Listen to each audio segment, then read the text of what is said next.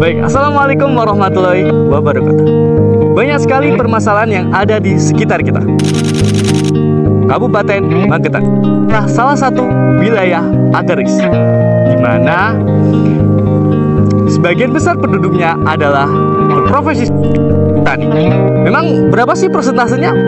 Persentasenya adalah sekitar 63,29% rakyat Magetan berprofesi sebagai petani.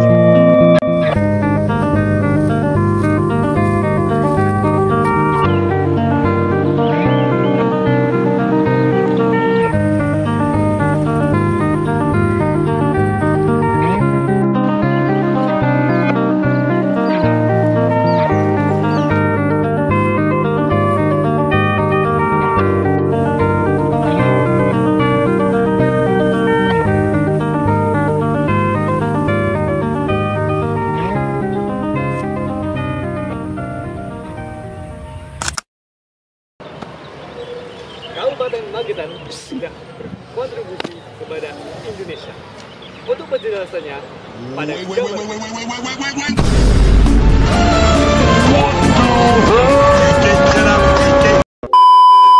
Pertanian Kabupaten Magetan memberi kontribusinya sebesar 34,76% terhadap perekonomian Kabupaten Magetan dengan laju pertumbuhan 12,61% dan mampu menyerap tenaga kerja sebesar 46,23% dari sebagian jumlah penduduk.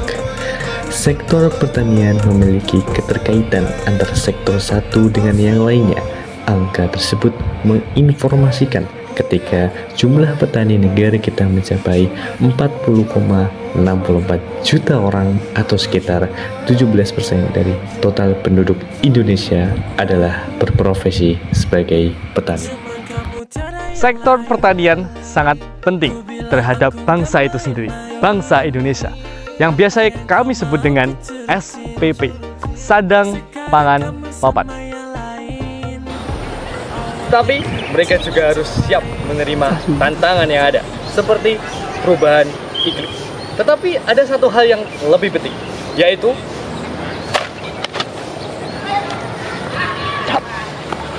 yap, benar sekali, biaya. Sektor pertanian berperan penting terhadap upaya pengurangan kemiskinan, utamanya di wilayah pedesaan. Sektor pertanian menjadi kunci dan dapat sebagai leading sektor dalam mengurangi kemiskinan secara agregat. Mengingat kemiskinan terbesar terdapat di wilayah pedesaan. Kabupaten Magetan memiliki potensi agrikultur yang sangat besar, khususnya pada sektor hortikultura seperti sayuran dan tanaman pangan. Namun, para petani dihadapkan pada tantangan signifikan seperti perubahan iklim yang tidak menentu.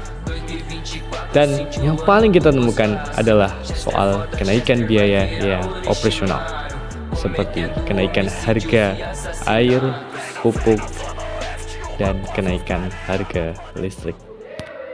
Lalu, bagaimana cara mengatasi semua permasalahan tersebut? Setiap permasalahan pasti ada solusinya, dan solusinya adalah dari inovasi kami. Perkenalkan, inovasi kami. Ini lagi rekaman, Bang. Oh, iya. Oh, mau Abang yang jelasin? Biar saya aja. Oh iya, iya, biar saya. Baik. Perkenalkan, inovasi kami adalah. Tetapi sebelum itu, saya akan mengundang salah satu inovator kami, yaitu. Baik, Assalamualaikum warahmatullahi wabarakatuh. Perkenalkan, nama saya Zaid Abdul Aziz sebagai team leader. Di sini saya tidak hanya sendirian, bersama inovator lainnya. Yang pertama, Afta Hafid, kedua Ahmad Azam, yang ketiga Hafat Jaidilan. Saya akan menjelaskan sebuah proyek kami yang pertama yang bernama Latar Cinta Baca Quran Magetan. Yuk kita belajar bersama. 1, Bismillahirrahmanirrahim. Assalamualaikum warahmatullahi wabarakatuh. Saya dari tim teknis dari proyek Latah Hukuman dari MIT Baitul Quran Al Jahro Magetan akan menjelaskan secara rinci bagaimana cara kerja dari alat tersebut dan bagaimana apa saja komponen yang digunakan dalam alat Latah Hukuman tersebut. Kamera menghadap ke arah. Yang pertama dari tampilan depan ada layar LCD I2C 20x4, ukurannya 20x4 pixel. Kemudian menampilkan data sensor, kemudian status sistem. Ya, ini status sistem, waktu, tanggal, pompa, status kondisi hujan dan lain-lain. Kemudian kita akan ke dalam. Di sini ada beberapa item. Yang pertama adalah breadboard yang paling besar ya.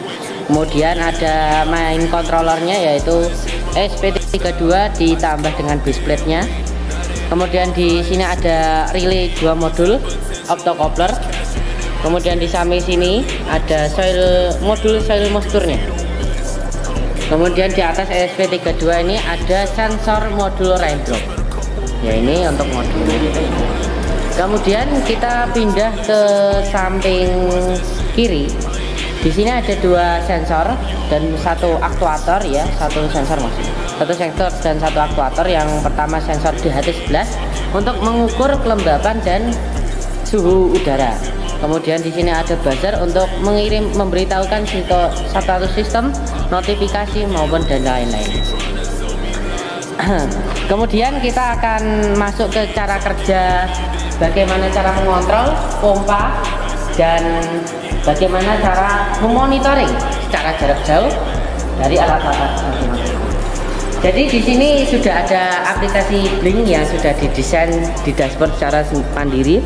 Di sini ada gauk untuk suhu udara, ada gauk kelembapan udara, suhu tanah, kelembapan tanah, dan indikasi hujan, kontrol manual pompa. Kemudian ada chart grafik untuk suhu tanah dan suhu udara di sini, jadi ini bagi satu. Kemudian ada log system di paling bawah sini.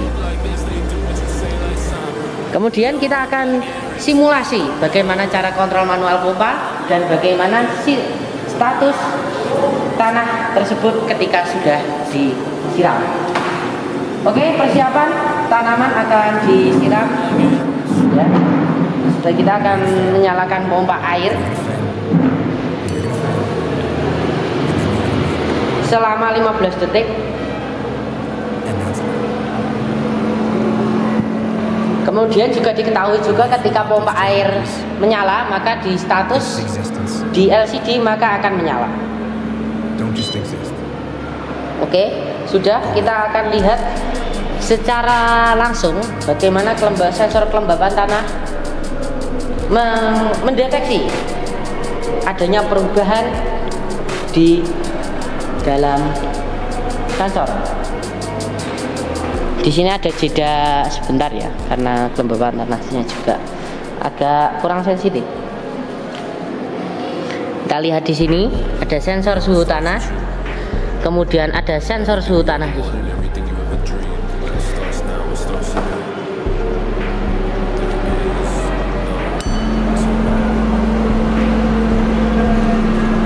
Kita siram saja secara manual karena mungkin tidak mendeteksi sensornya.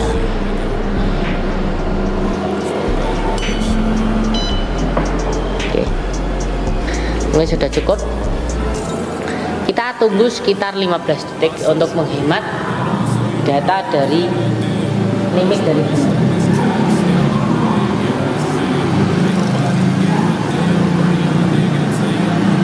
Kita coba probe kembali. Nah, sudah terdeteksi di kelembapan tanah 15%, dan di sini juga terdeteksi di kelembapan tanah yaitu 100%. Kenapa kok di dashboard dan di LCD berbeda? Karena di sini kita setting terlebih dahulu karena dia ada limitnya, maka kita akan menghemat terlebih dahulu sekitar 15 detik atau berapa detik. Nah, ini sudah sama kelembapan tanah dan di Blink maupun di LCD sudah sama.